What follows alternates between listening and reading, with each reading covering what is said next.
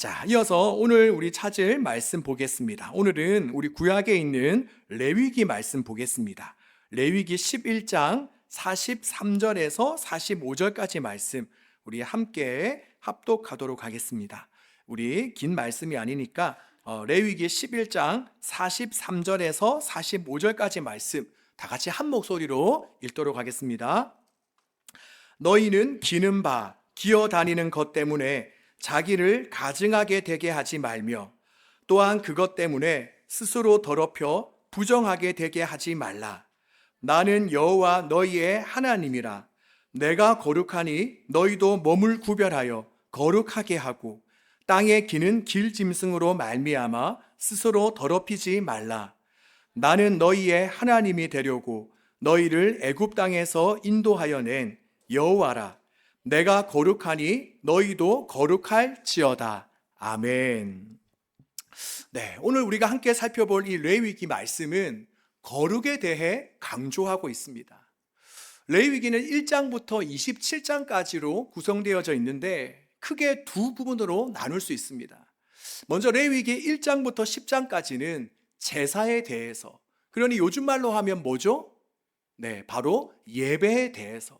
그리고 레위기 11장부터 마지막 끝장까지는 우리가 일상생활 속에서 거룩함을 유지하기 위해서 우리가 어떻게 살아가야 되는지에 대해 상세하게 말씀하고 있습니다. 자, 그렇다면 조금 전에 이야기했던 이 레위기는 무엇을 강조하고 있다라고 했죠? 무엇을? 벌써 잊은 건 아니죠. 무엇을? 바로 거룩을. 자, 레위기는 이 거룩에 대해서 말하고 있는데, 그렇다면 레위기, 거룩을 말하고 있는 레위기가 가장 먼저 예배에 대해 말씀하고 있다는 것은 무엇을 의미하겠습니까? 그것은 바로 우리가 거룩한 삶을 살아가기 위한 첫 출발이 뭐다? 바로 예배다. 바로 예배를 잘 드리면 그것이 나로 하여금 거룩한 삶을 살아가게 한다는 것을 우리에게 말씀해 주고 있습니다.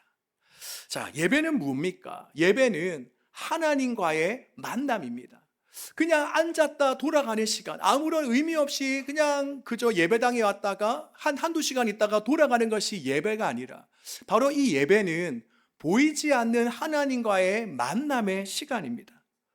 우리가 성경에 보면 아담과 하와의 아들이었던 가인과 아벨은 단을 쌓아서 제사를 드렸고, 또 노아 역시 방주에서 나와서 가장 먼저 한 것이 단을 쌓고 하나님께 제사를 드렸습니다.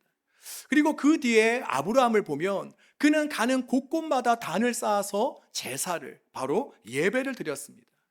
이처럼 믿음의 사람들은 무엇을 했냐? 바로 예배를 통해서 하나님을 만났습니다. 그리고 이어서 하나님께서는 레위기를 통하여서 보다 더 구체적으로 우리 인간들이 어떻게 하나님을 예배드려야 되는지를 말씀하고 계시는데, 이것은 하나님께서 어떤 복잡한 절차를 만들어서 우리를 괴롭게 하시기 위함이 아니라 바로 이처럼 하나님께서 예배에 대해서 상세히 말씀해 주신 것은 우리를 용서해 주시고 또한 우리를 더 깊이 만나 주시기 위해서입니다. 그러니 예배는 어떤 힘들고 괴로운 시간이 아니라 바로 하나님의 선물과도 같은 그러한 시간이라고 할 수 있습니다. 자, 우리가 예배를 통해 하나님을 만나게 되면 어떤 결과가 나타나게 됩니까? 우리가 예배를 통해 하나님을 만나면 어떤 일들이 일어나게 되죠? 우리가 다들 한 번씩 경험해 봤을 텐데, 하나님을 만날 때 우리는 가장 먼저 우리 죄를 깊이 뉘우치게 됩니다. 우리가 레위기 1장에 보면 가장 먼저 나오는 제사의 종류가 있는데 무엇입니까? 바로 번제입니다. 우리가 레위기에 보면 제사의 종류 5가지가 나오죠. 바로 번제, 소제, 화목제, 속죄제, 속건제, 이 5가지가 나오는데 레위기 1장에 나오는 가장 첫 번째 종류의 제사가 바로 이 번제입니다. 자, 번제는 어떤 제사죠? 번제는 제물을 온전히 태워드리는 제사가 바로 이 번제입니다. 그리고 우리가 번제를 드리는 방식을 보면 먼저 제사 드리는 자, 그러니까 예배를 드리려고 하는 자가 자신이 드릴 그 짐승을 가지고 옵니다. 그리고는 자신이 가지고 있는 그 짐승의 머리에 손을 얹습니다. 이것을 우리가 안수라고 하죠. 그렇다면 제사를 드리려고 하는 자가 자신이 가지고 있는 그 재물에 안수를 한다는 것은 어떤 의미가 있느냐? 바로 안수 받는 자. 그러니 이 짐승이 안수하는 자를 대신한다. 그리고 안수하는 자의 그 죄가 안수 받는 자에게 전가된다라는 의미가 있습니다. 즉 짐승이 제사 드리는 자의 그 죄를 고스란히 떠안고 그를 대신하게 되는 것입니다. 이처럼 제사를 드리려고 하는 자가 먼저 제물에게 안수를 합니다. 그래서 그 사람의 죄가 짐승에게 전가가 되는 거죠. 그러고 나면 이제는 제사 드리는 자가 어떻게 하는가? 바로 짐승을 잡아 가죽을 벗기며 각을 뜹니다. 그러고 나면 이제는 제사장, 지금까지는 제물을 가지고 온 사람이 안수도 하고 짐승을 잡았어요. 그러고 나면 그 다음에 제사장이 등장해서 그 제단 위에 뭐 고기라든지 기름기라든지 이런 것들을 온전히 불에 올려서 태웁니다. 이것이 바로 번제라는 제사입니다. 자, 그렇다면 제물을 드리는 자가 바로 그 짐승에게 안수하고 또 본인이 직접 가지고 있는 그 짐승을 잡아서 각을 뜨면서 과연 그 사람은 어떤 생각을 하였겠습니까? 어떤 생각을 했을까요? 야, 이것들 구워 먹으면 맛있겠다. 뭐 이런 생각했을까요? 전혀 아니죠. 아마도 제사 드리는 자는 이런 생각을 했을 것입니다. 아, 내 죄가 이렇게도 크구나. 사실은 내가 내 죄로 말미암아 지금 이렇게 죽어야 되는데 나를 대신하여 이 짐승이 대신 죽는구나. 하나님, 이 죄인인 저를 용서해 주셔서 감사합니다. 이제는 제가 똑같은 이 죄를 짓지 않고 이제는 정말 하나님의 말씀에 따라 순종하며 살겠습니다. 이처럼 먼저 우리는 예배를 통해 이처럼 죄를 인식하게 됩니다. 그리고 두 번째로 우리가 예배를 통해 무엇을 경험하게 됩니까? 우리가 첫 번째는 우리의 죄를 인식하게 되고 또 두 번째는 나를 사랑해 주시고 용서해 주시는 그 하나님을 이제 내가 앞으로 더욱더 사랑하며 그 주님을 닮아가고자 하는 그 마음들을 우리는 갖게 됩니다. 우리는 자연스럽게 내가 어떻게 하려고 해서가 아니라 우리는 자연스럽게 내가 볼 때 멋지다고 여겨지는 사람을 만나면 내 자신도 모르게 그 상대방을 흠모하고 또 닮고 싶다라는 마음을 가지게 됩니다. 아마도 누군가가 어떤 연예인의 헤어스타일을 또 어떤 화장법을 옷 입는 스타일을 여러분이 따라하고자 한다면 그것은 아마도 여러분의 눈에 그 사람들의 모습이 아마도 멋지고 예뻐 보였기 때문일 것입니다. 이처럼 우리는 뭔가 멋진 내가 생각할 때 정말 괜찮다라고 생각하는 무언가를 만나게 되면 그 사람을 흠모하고 닮아가게 되는 것입니다. 얼마 전에 우리 청년부수론의 강사님으로 이문미 선교사님이 오셨습니다. 그리고 저희가 예약한 선교사님 숙소가 광안리 해수욕장 근처에 있었는데 저도 몇 번 차로 선교사님을 태우고 이동할 기회가 있었습니다. 그러면서 광안리 해수욕장에서 교회로 이렇게 오고 가고 하는 그 시간들이 있었는데 그 시간들이 저에게는 정말 꿀같은 참 좋은 시간이었습니다. 정말 짧은 시간이었지만 선교사님과 어떤 청년 사역에 관한 이야기도 나누고 또 선교사님께서 처음에는 본인의 11조 또 10의 2조 이렇게 하다가 이제는 10의 10조를 하나님께 드린다라는 말씀도 해주셨는데 이렇게 선교사님과 이러한 대화를 나누다 보니 저도 모르게 제 안에 이런 생각이 들었습니다. 아, 나도 선교사님처럼 살고 싶다. 나도 내 모든 것을 정말 하나님께 올려드리고 싶다. 이렇게 제 안에 선한 생각과 결단들이 계속해서 일어나게 되더라고요. 그런데 이것은 하나님과 우리와의 관계에서도 마찬가지입니다. 바로 우리가 예배를 통해 하나님과 깊고 친밀한 교제와 만남을 갖게 되면 우리 안에는 자동적으로 어떤 마음이 드느냐? 하나님을 더 알고 닮아갔으면 좋겠다. 매일마다 하나님과 동행하는 삶을 살고 싶다라는 이런 선한 마음들이 우리 안에 뭉게뭉게 피어오릅니다. 그럼으로써 우리는 거룩하신 하나님을 쫓아가게 되는 것입니다. 이처럼 우리 모든 그리스도인들이 거룩하게 살아갈 수 있는 그 첫걸음은 무엇이냐? 무엇이라고 말씀드렸죠? 바로 예배입니다. 우리가 정말 거룩한 인생을 살기 원한다면 우리는 다른 그 무엇보다도 우리는 예배 자리에서 먼저 승리할 수 있어야 됩니다. 바로 예배 자리에서 우리는 승부를 걸어야 되는 것입니다. 자, 그렇다면 이 시간 한번 지금 우리가 드리는 예배를 한번 돌아보았으면 좋겠습니다. 과연 지금 우리는 예배를 어떻게 생각하고 있고 또 어떻게 드리고 있습니까? 과연 하나님께 드려지는 이 예배를 내 모든 것을 제쳐두고서라도 가장 우선시 해야 된다라고 여기고 있습니까?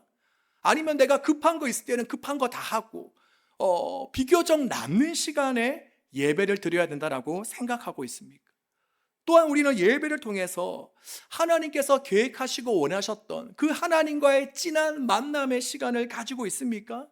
아니면 뭔가 예배 안 오면 뭔가 찝찝하기 때문에 또 부모님이나 또 구역장이 왜 안 왔냐라고 물어볼까 봐 그냥 억지로 습관적으로 형식적으로 그냥 이 자리에 나와 있습니까? 바라기는 우리가 이 자리에 있는 우리 모두는 그 무엇보다도 하나님께 예배드리는 것을 가장 우선시할 수 있기를 바랍니다. 그리고 정말 우리의 온 마음과 힘과 정성을 다해 하나님을 찾고 경배하고 예배하는 우리가 되어지기를 원합니다. 그러는 가운데 자연스럽게 거룩하신 주님 닮아가는 우리 모든 예전사가 되어지기를 주님의 이름으로 축복합니다. 자, 그리고 두 번째로 우리가 레위기 1장부터 10장까지는 예배에 대해 제사에 대해 이야기하고 있다라고 했고, 그 이후 레위기 11장부터 그 이유를까지를 살펴보면 하나님께서는 무엇에 대해 말씀하시냐, 아주 상세하게 우리가 먹는 음식부터 우리가 생활하는 그 모습 하나하나까지 바로 우리가 거룩한 삶을 영위하기 위해서 어떻게 살아야 되는지에 대해 말씀하고 있습니다. 보통 우리는 그래도 예배에 대해서는 어떻습니까? 우리가 뭔가 예배에 대해서는 그래도 내가 잘 드려야 된다는 마음을 우리가 좀 가지고 있죠. 네, 아마도 이 자리에 있는 분들은 아마 비교적 예배를 소중하게 여기면서 다 이 자리에 나왔을 거예요. 그런데 과연 우리의 일상적인 삶은 어떻습니까? 우리가 먹는 것, 입는 것, 또 우리가 보는 것, 일상적인 나의 삶에 대해서는 어쩌면 별로 심각하게 생각하지 않는 경우들이 많습니다. 그러기에 우리가 주일에 예배를 드리면서는 뭔가 이 시간을 하나님께 온전히 집중하며 드려야겠다라고 생각하지만 우리가 조금 뒤에 우리가 교회 문을 나가고 세상으로 나아가면 어떻습니까? 우리는 가리는 것 없이 그냥 먹고 싶으면 먹고 입고 싶으면 입고 그저 요즘에 인기가 많다 하면 이것이 내 영혼에 어떠한 영향을 미치는가를 고려해 보지 않은 채 뭐 영화든 드라마든 넷플릭스든 우리가 아무 것이나 다 보고 이렇게 내 입맛 따라 내 취향 따라 살아가고 있지는 않습니까? 이처럼 우리는 내 일상생활만큼은 하나님께서 터치하지 않기를 어쩌면 우리는 간절히 소망하고 있는지도 모릅니다. 주님, 제가 주일 교회에 있는 이 한두 시간만큼은 하나님 마음대로 하시도록 내 삶을 포기할 테니 대신 남은 일주일간은 하나님께서 내 삶을 건드리지 마십시오. 그 시간은 제 겁니다. 그 시간까지 주님 뜻대로 하려고 하시면 저는 가만히 있지 않겠습니다. 주님 곁을 떠나버리겠습니다. 물론 우리가 이렇게 직접 말을 하고 있지는 않지만 어쩌면 이런 태도와 자세를 가지고 살아가고 있는지도 모르겠습니다. 그런데 레위기 말씀을 보면 어떻습니까? 바로 하나님께서는 레위기 1장부터 10장 우리가 주님의 교회에 나와 예배드리는 그 시간 말고도 바로 레위기 11장부터 끝까지 바로 우리의 그 모든 시간 정말 우리가 생각하는 그 사소한 하나하나까지도 하나님은 일일이 다 말씀하고 계십니다. 특별히 우리가 살펴볼 오늘 본문 11장은 먹는 것에 대해 상세하게 이야기하고 계시는데 뭐 이런 규정들이 나와 있습니다. 한번 제가 한번 말씀드리면 육지에 있는 동물 중에는 대색임질을 하고 발바닥이 두 쪽으로 갈라져 있는 것만 먹어야 되고 또 물고기 가운데는 지느러미가 있고 비늘이 있는 것만 먹을 수 있고 또 곤충 중에는 네 발로 걷고 날개 달린 곤충 중에서 땅 위에서 뛸 수 있는 것만 먹을 수 있다. 네, 뭔가 제가 잠깐 말씀드렸지만 뭔가 되게 복잡하죠. 야, 이렇게까지라고 우리는 생각할 거예요. 이처럼 레위기는 우리가 먹는 것부터 시작해서 우리의 일상생활 하나하나까지에 대해서도 규정하고 있는데, 그렇다면 이것을 통해 우리가 깨닫게 되는 것은 무엇입니까? 바로 우리가 예배당에 나와 하나님을 찬양하고 말씀 듣고 기도하는 것만이 영성 생활이 아니라 우리가 살아가고 있는 모든 실생활, 우리의 사소한 일상생활 하나하나가 다 우리의 영성과 관련이 있다라는 것입니다. 그래서 43절에도 보면 너희는 기는 바 기어 다니는 것 때문에 자기를 가증하게 되게 하지 말며 또한 그것 때문에 스스로 더럽혀 부정하게 되게 하지 말라라고 말씀하고 있는데, 여기에서 말하는 너희는이라는 것은 우리의 전 인격체를 이야기합니다. 그러니 바로 이 말씀은 나의 정말 사소한 습관 하나하나가, 우리의 일상적인 삶의 모습 하나하나가 곧 나의 인격, 나의 영성, 내 자신을 만들어 나간다는 것입니다. 우리는 우리를 무너뜨리는 것이 정말 윤리적으로 볼 때 아주 큰 죄들이라고 생각합니다. 성적으로 타락하거나 술이나 마약에 취해서 흥청멍청 인생을 살아가는 것이 우리의 인생을 무너뜨린다고 생각합니다. 그렇지 않습니까? 그런데 어쩌면 정말 우리의 눈에 볼 때 죄처럼 보이지도 않고 여겨지지도 않는 정말 지극히 사소한 일상과 습관들이 바로 우리를 무너뜨리는 것입니다. 바로 아무렇지 않게 보고 아무렇지 않게 남 험담하고 아무렇지도 않게 소비하는 그 바로 사소한 습관들이 우리를 무너뜨리고 있는 것입니다. 그리고 반대로 거룩해지는 것도 마찬가지입니다. 우리가 성자는 하루아침에 만들어지지 않습니다. 물론 죄의 종에서 하나님의 자녀로 우리의 신분이 바뀌는 것은 하루아침에 일시적으로 나타나는 현상이지만, 우리가 그 신분에 합당한 모습으로 변해가는 것은 꽤 오랜 점진적인 과정이 필요한 것입니다. 바로 내가 살아가고 있는 그 작은 삶의 한 조각 한 조각이 모이고 또 하루의 그 시간들이 쌓여서 우리가 그 주님의 거룩한 형상으로 변화되어 가는 것입니다. 그러니 저와 여러분, 우리의 일상은 그저 내 마음대로, 내 기분 내키는 대로 바로 아무 때나 살아가서는 안 되고, 우리의 일상은 바로 날마다 주님을 닮아가며 거룩함을 배워나가는 학교가 되어야 하는 것입니다. 그러기에 바라기는 먹는 것, 입는 것, 또 우리가 드라마나 넷플릭스나 유튜브를 보는 것, 또 우리가 재정을 사용하며 생활하는 그 우리의 하루하루의 모든 시간들을 그저 유행이고 예쁘고 멋져 보인다는 이유로 또 내가 하고 싶고 또 남이 하자고 하니 아무런 절제나 분별력 없이 하지 않기를 바랍니다. 오늘 주님은 분명히 우리에게 말씀하십니다. 그것 때문에 스스로 더럽혀 부정하게 되게 하지 말라.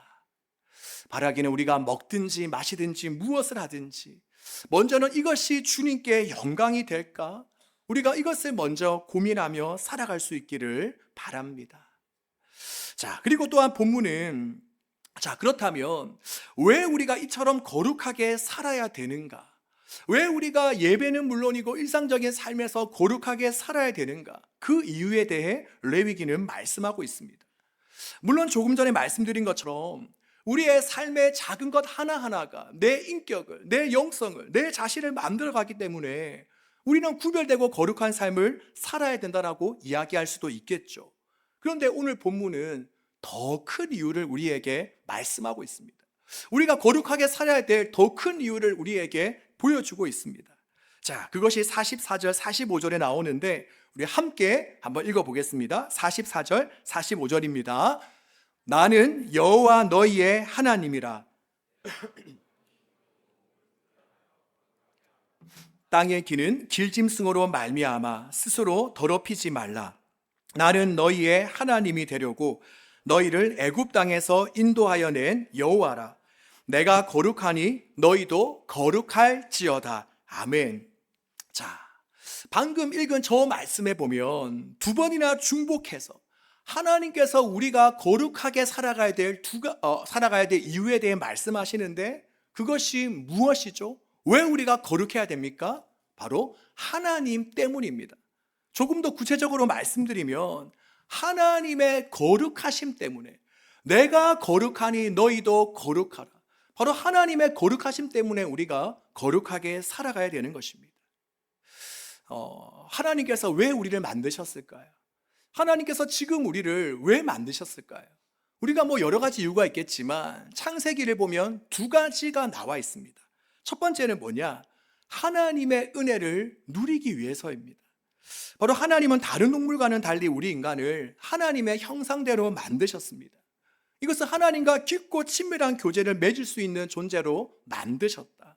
그러니 우리는 날마다 하나님 앞에 나아가 이러한 은혜를 누려야 됩니다. 이처럼 하나님께서 우리를 만드신 첫 번째는 하나님께서 허락하신 복과 은혜를 누리기 위해서이고, 또 두 번째는 뭐냐? 우리로 하여금 하나님의 영광과 거룩하심을 널리 전하도록 하시기 위해서입니다. 바로 우리 주변과 또 모든 열방과 세계에 하나님의 영광과 이름, 또 하나님께서 행하신 그 일들을 우리로 하여금 전하도록 하기 위해, 그것을 나타내도록 하기 위해서 하나님은 우리를 만드셨습니다. 이처럼 하나님께서는 우리에게 두 가지 사명을 주셨습니다.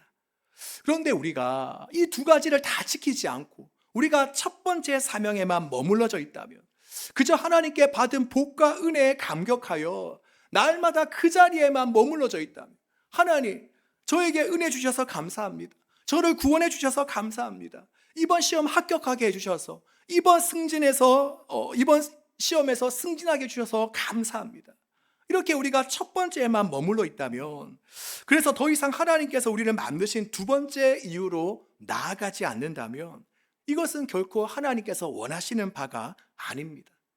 그러기에 우리는 하나님으로부터 받은 건강, 지식, 그리고 재정을 나 혼자만 누리고 쓰는 것이 아니라 바로 이것을 하나님을 위해 사용해야 됩니다. 자, 우리가 창세기 12장에도 보면 하나님께서 아브라함에게 뭐라고 말씀하십니까? 내가 너로 큰 민족을 이루고 너에게 복을 주어 너의 이름을 창대하게 할지니 너는 복이라. 하나님께서 아브라함에게 복을 주셨습니다. 그리고 여기서 끝이 아니라 다시 두 번째를 말씀하시죠.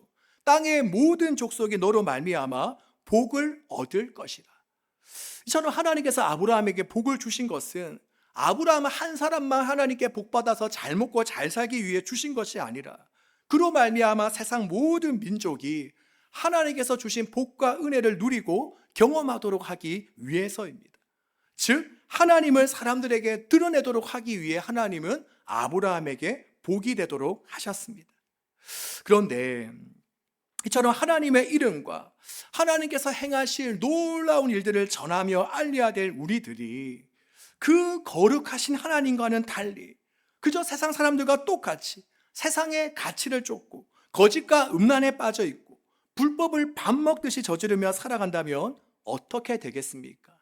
주님의 영광과 이름을, 하나님의 거룩하심을 세상에 전하며 보여줄 수 있겠습니까? 자, 예를 들면 이런 거죠. 살을 빼기로 큰 마음을 먹고 헬스장, 이제 비싼 돈을 들여서 PT를 받기로 했어요. 자, 그런데 첫날에 나에게 PT를 해주기로 온 트레이너를 봤는데, 제가 살이 있는 분을 비하하는 건 아닌데, 그 트레이너가 나보다 훨씬 더 뚱뚱하고 나보다 더 건강해 보이지 않는다라고 한번 가정해 봅시다.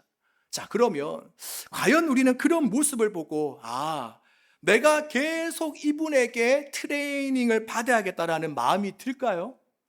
들까요? 들지 않겠죠. 뭔가 나보다 더 건강해 보이는 어떤 근육질의 몸매를 가진 트레이너야 우리는 그 모습을 보며 자극을 받아서 나도 열심히 운동을 해서 이 사람처럼 한번 건강한 몸매를 만들어 봐야겠다라는 그런 생각을 하지 않겠습니까?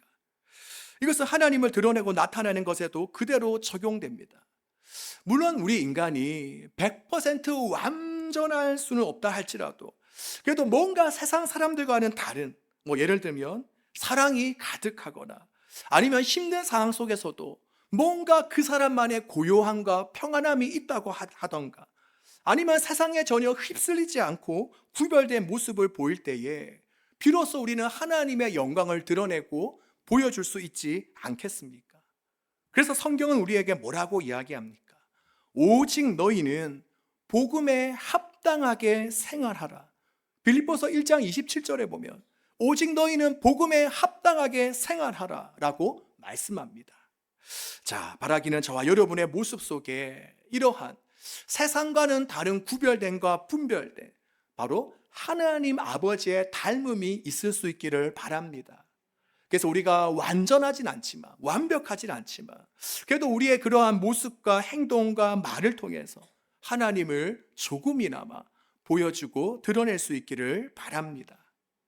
자, 그럼 지금까지 우리는 뭘 살펴봤습니까? 자, 첫 번째는 우리가 거룩하게 살아야 된다. 또 두 번째, 왜 거룩하게 살아야 되는가? 자, 이유까지 살펴봤는데, 이제 세 번째, 마지막으로, 그렇다면 어떻게 사는 것이 거룩하게 사는 것인가? 이것을 한번 조금만 더 살펴보도록 하겠습니다. 자, 보통 우리가 거룩하게 사는 것을 어떻게 사는 것이라고 우리는 생각합니까? 지난 시간에도 잠깐 말씀드렸듯이 우리는 보통 거룩하면 이 세대를 본받지 않고 세상 사람들과 구별하게 살아가는 것, 분별됨, 이것을 거룩이라고 생각합니다. 자, 그런데 레위기를 보면 이것 외에 한 가지를 더 이야기합니다. 만약 우리가 거룩을 단순히 이처럼 구별되고 분별된 것으로만 알고 있다면 그것은 반쪽짜리 거룩에 불과합니다. 우리가 흔히 거룩이라고 생각하는 것을 바로 구별된 분별, 이것을 개인적 거룩함이라고 한다면 성경은 이것 외에 한 가지를 더 이야기하고 있는데 그것은 바로 사회적 거룩함입니다. 구별됨과 분별됨은 개인적 거룩함, 또 하나 더 이야기하고 있는 것은 사회적 거룩함입니다. 바로 이것은 레위기 19장에 잘 나타나고 있는데 예를 들면 이런 거죠. 부모님을 공경하고 또 밭에서 난 곡식을 거두어 드릴 때에는 밭 구석구석까지 다 거두지 않는다. 왜죠? 가난한 사람들이나 바로 나그네 신세인 사람들이 주워 먹을 수 있도록 남겨두라는 말씀입니다. 그러니 개인적 차원에서의 이 거룩은 구별된 세상과의 구별, 가름, 분별, 이것을 이야기한다면 바로 사회적 차원에서의 거룩은 바로 품고 부둥켜 안음, 사랑, 이것을 의미하는 것입니다. 그러기에 우리가 하나님 앞에서는 아주 철저하게 세상과 구별된 모습으로 살아가면서 반대로 다른 사람들을 품고 사랑하지도 못하고 또 철저히 자신의 유익만을 위해 살아간다면 그것은 반쪽짜리 거룩에 불과한 것입니다. 바로 진정한 거룩은 뭐냐? 구별된가 분별된가, 또한 동시에 부둥켜 안음, 사랑, 이것이 어우러질 때에 바로 온전한 거룩이 형성이 되는 것입니다. 바로 이 사회적 거룩은 룻기에 나오는 보아스가 바로 대표적인 인물이라고 할 수 있습니다. 우리가 성묘세에서 잠깐 다루기도 했었는데 룻기 2장 4절에 보면 보아스는 자기 밭의 일꾼들에게 이렇게 인사합니다. 자, 이 보아스는 그 밭을 가진 주인이죠. 그가 이제 자기 밭에서 일하는 사람들을 처음 이렇게 보자마자 이렇게 인사하는 거죠. 여호와께서 너희와 함께 하시기를 원하노라. 야, 별로 안 놀래네요. 자, 우리 사장님, 우리 출근을 했는데 갑자기 사장님이 여호와께서, 뭐 굳이 여호와가 아니라도 야, 오늘 하루 정말 어떤 복이 있길 바래, 평안하길 바래, 여러분을 축복한다면 놀라지 않겠습니까? 자, 그런데 자, 보아스의 이 축복을 들은 추수꾼 또한 놀랍습니다. 그들은 이렇게 인사하죠. 여호와께서 당신에게 복 주시기를 원하나이다. 여러분, 서로 이렇게 인사하는 모습이 참 아름답지 않습니까? 이것이 바로 회사를 운영하는, 그리고 출근하거나 등교하는 우리 모든 그리스도인들의 모습이 되어야 됩니다. 그래서 우리가 이번 한 주를 살아갈 때는 우리가 출근을 하면서 또 학교에 가면서 또 우리가 직장 동료나 팀장님에게 이렇게 한번 인사했으면 좋겠습니다. 뭐 좀 변형해도 할 수는 있겠지만 여호와께서 팀장님과 함께 하시기를 원합니다. 뭐 갑자기 이렇게 이야기하면 좀 이상하게 될 수도 있으니까 네, 오늘 하루 힘내세요. 오늘 만나서 너무 반가워요. 뭐 이렇게 즐거워요. 뭐 이런 식으로 우리가 축복할 수 있었으면 좋겠습니다. 자, 그리고 그뿐만이 아니죠. 보아스는 이방 여인인 룻을 배려해서 뭐 격려의 말을 하는 것은 물론이고 실질적인 도움을 줍니다. 바로 떡과 볶은 곡식을 건네주기도 하고 또 추수하는 소년들을 시켜서 곡식을 일부러 뽑아서 버려두라라고 이야기합니다. 야, 이거 요즘 시대에 정말 이해하기 힘든 이야기인데 우리는 보통 어떻습니까? 바로 추수할 것이 있으면 한 톨도 남기지 않고 우리는 다 추수해서 내 배를 채우죠. 근데 보아스는 일불로 곡식을 뽑아 나라는 것입니다. 바로 이것은 레위기 19장에 나오는 너희가 너희의 땅에서 곡식을 거둘 때에 너는 밭 모퉁이까지 다 거두지 말고 내 떨어진 이삭도 줍지 말며 내 포도원의 열매를 다 따지 말며 내 포도원에 떨어진 열매도 줍지 말고 가난한 사람과 거류민을 위하여 버려두라. 바로 이 하나님의 말씀을 보아스가 잘 기억하고 실천했기 때문입니다. 여러분, 바라기는 우리의 모습에도 이러한 모습이 있기를 간절히 소망합니다. 자, 이제 말씀을 정리하도록 하겠습니다. 오늘 우리는 본문을 통해서 거룩에 대해 묵상해 보았습니다. 거룩이 뭐냐? 바로 거룩은 우리 모든 그리스도인들의 목표이자 삶의 방식이 되어야 됩니다. 그렇다면 왜 우리가 그래야 된다고 이야기했습니까? 바로 우리가 거룩하게 살아가야 될 이유는 여러 가지가 있지만 가장 큰 이유 중에 하나는 뭐냐? 바로 하나님의 거룩하심 때문에, 바로 우리를 통해서 그 거룩하신 하나님의 일들과 하나님의 이름과 영광을 제대로 전하기 위해서입니다. 그리고 우리가 끝으로 어떻게 사는 것이 거룩하게 사는 것인지 살펴봤는데 바로 진정한 거룩은 무엇이냐? 이 세상과 이 세대를 본받지 않고 구별되게 살아가는 삶을 포함해서 바로 다른 사람들을 내 자신과 같이 사랑하며 돌보는 것입니다. 품는 것입니다. 그런데 여러분, 이처럼 우리가 이 세대를 본받지 않고 또 이웃을 내 몸과 같이 사랑하는 것이 사실 말처럼 쉽지 않습니다. 내 의지, 내 결단으로는 사실 불가능한 일인지도 모르겠습니다. 그렇기 때문에 우리는 날마다 주님 안에 거해야 됩니다. 날마다 주님의 말씀 안에 거하며 그 주님의 말씀의 영향력 아래 살아가야 됩니다. 우리가 요한복음 15장을 보면 나는 포도나무요 너희는 가지라. 그가 내 안에 내가 그 안에 거하면 사람이 열매를 많이 맺나니 나를 떠나서는 너희가 아무것도 할 수 없음이라. 바로 우리가 주님 안에 거하며 주님과 교제할 때에 자동적으로 우리는 주님을 닮아가며 성령의 열매들을 맺을 수가 있는 것입니다. 그러기에 이번 한 주를 살아가면서 우리가 더욱더 주님을 바라봅시다. 더욱더 우리가 주님의 말씀 안에 거합시다. 또 주님과 동행하는 삶을 살아갑시다. 그래서 우리가 지난주보다는 이번 한 주간이 더욱더 주님을 닮아가는 거룩한 한 주간이 되기를 주님의 이름으로 축복합니다.